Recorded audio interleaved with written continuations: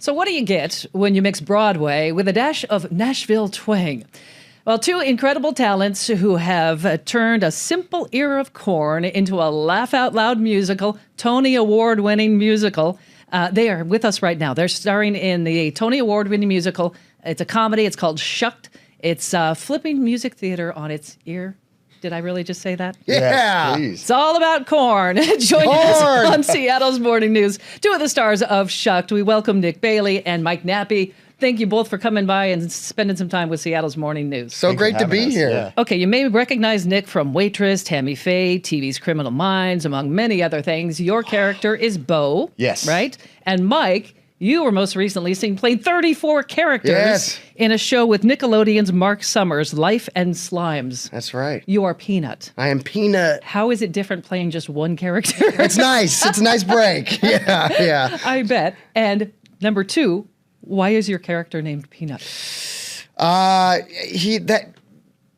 That's a great. No one's ever asked me Is that his real question. name? question. I assumed it was a nickname. No, I think why I always thought his name was Putnam, and they call him Peanut because his peanut brain. But he actually has a huge brain. He's actually one of the wisest characters. Yes, he is in the town show. sage. If you have a question, you go to Peanut, and he will give you great advice, a great answer, but only after some protracted musings. It'll take a while to get to the answer, but I actually came across a Reddit thread that was all about the wisdom of Peanut. From I Shucked. need to send me this thread. I'll point it out to you. Okay, for those who read don't this. know the show, tell me about it in a nutshell. It is about corn. It's about a fictional town. It is. It's about a fictional town called Cobb County. How do people react when you say it's about corn? Well, it's the opening line of the show. We talk about how it's corn, really corn. Right.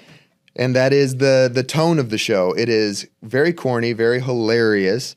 And there is a plot, and it is something that people enjoy watching, but the plot is almost ancillary to the fact that people show up and just have the best time possible. It is 2 hours of pure laughter. There's a woman who goes from her small town to the big city to save her town because all the corn is dying.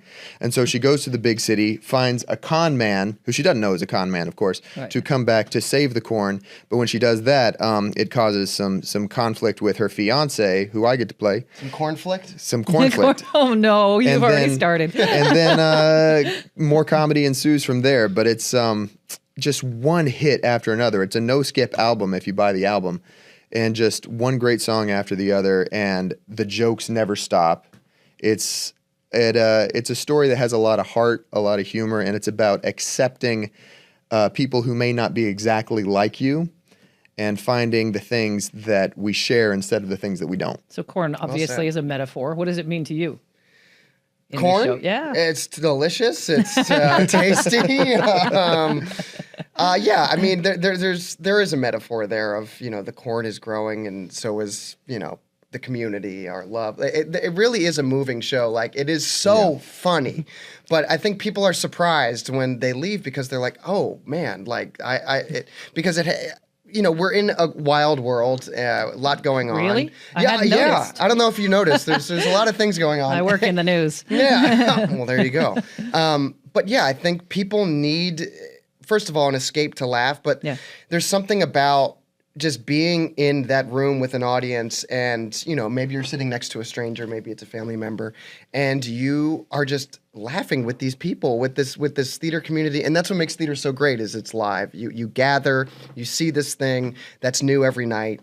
And, you know, the corn is just, I don't know. It really is this wonderful little symbol of this show, but it's corny, it's great, and there's just a lot of heart to it. Corny. It is. Got it. Got to point out the socks right now as long as you're focusing Oh, on the corn. yeah. Yes, he really does have ears go. of You corn see on that? his socks. Very nice. Thank you. So the reviews are phenomenal. I've seen some people say this is the funniest musical since Spamalot or They are since Book of correct. Mormon. Yes. Is my face going to hurt when I leave? You Yes. will be exhausted. You don't have to do any cardio if you come see our show because you are going to be laughing your face off. You're going to be exhausted when you leave.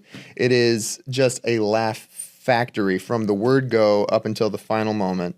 It's pretty hilarious. Do you see any part of yourselves in your characters, Bo and Peanut?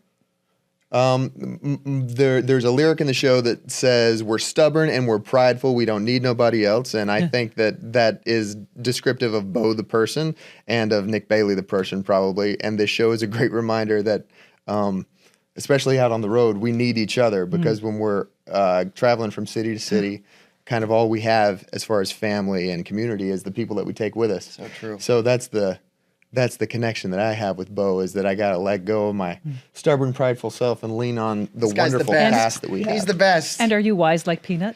I don't know if I'm wise. Sometimes my brain will go on tangents and, but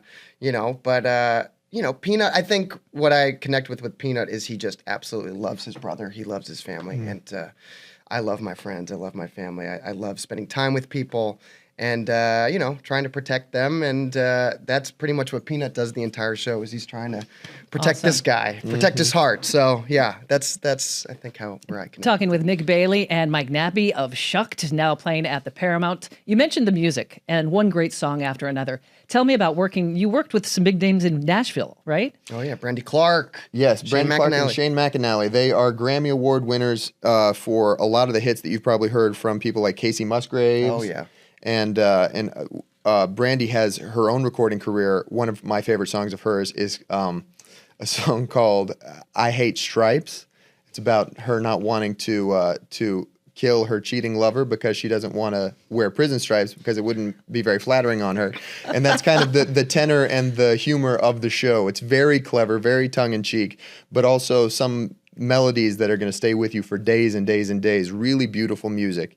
It's unlike any score. What's cool is, this is a brand new musical. Yeah.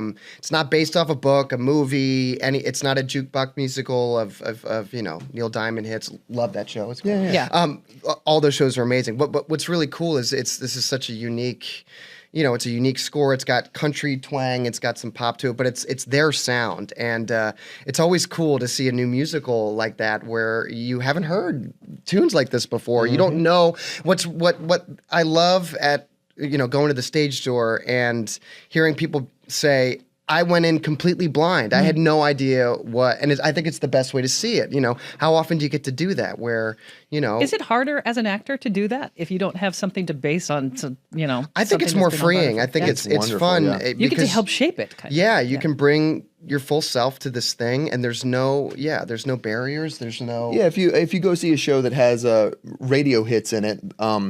Then the audience might be sitting there thinking like, well, they didn't do that when Britney Spears sang that, she didn't do that, or when so-and-so sang that, they didn't do that. But we get to be the first exposure of a lot of people to this music. And so we are the be-all and end-all for what the song sounds like. So that fact of them being undistracted allows them to enjoy the music a lot more because they're accepting it completely fresh. Yeah. And also it helps us out because they don't have anything to compare it to. Although there is no comparison to most of the people in our cast, and by most I mean all. We have some incredible singers. Danny Wade has led one tour after another, Broadway show after Broadway show. Mick Abraham, they're incredible singers, some of the best Broadway performers that you will ever run across, and the fact that they are on a tour is like kind of mind-blowing, the fact that they wanted to go out on the road, but it's because the show is so special that getting a chance to do this feels like a once-in-a-lifetime opportunity. How cool to be a part of it. Yeah. Does Peanut have a favorite number? I'm just going to call you Peanut now because it's more fun.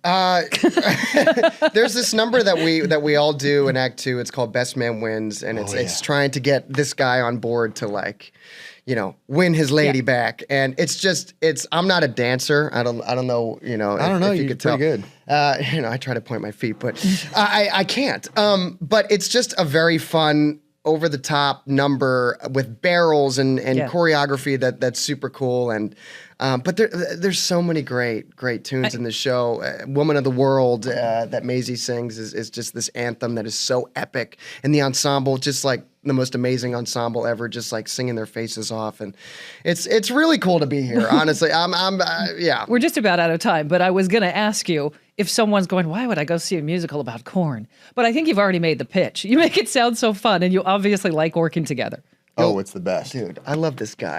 I feel like I did find a new brother when we it's well said. I feel the same way. Best of luck during the show. Welcome to Seattle. I hope you have a great time and hope to see you again. Come do another show here in our beautiful city. Would love to. Happy to. Have us back. All right. Mike, Nick, thank you so much. It's Shucked at the Paramount through Sunday. You can get tickets at stgpresents.org, Ticketmaster, or the Paramount box office.